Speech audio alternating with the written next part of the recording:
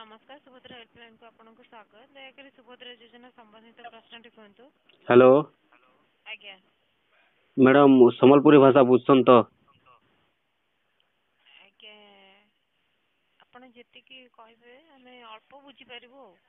हाँ बेले रिजेक्ट हो जाए काना करा जीवा एटा आज्ञा आवेदन पत्र नंबर टी दिंतु आम आपन स्टाटस टी चेक करके संपूर्ण सूचना टी दे पारू। नहीं नहीं एबे तो मो पाखे आवेदन पत्र नहीं न जे बाकी योग्य थाई को रिजेक्ट हो जाए बेले आउ थरे ऑनलाइन करी हबा कि नहीं।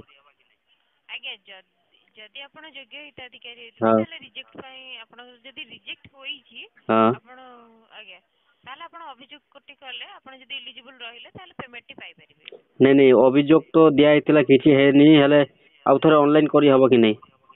आज्ञा आपण जेहेतु अभियोग टी जनवरी 13 पूर्व देथिले ना परे देथिले।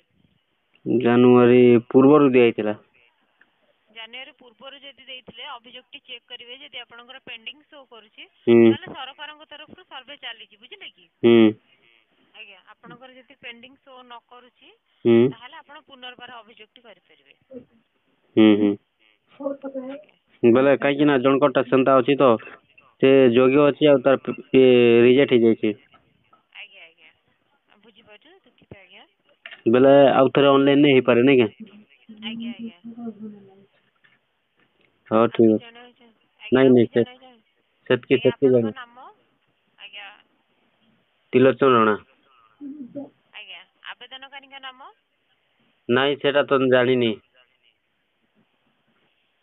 आज्ञा आपण को डिस्ट्रिक्ट को ब्लॉक रू बलांगीर कहुतले। बलांगीर मुरीबाल ब्लॉक।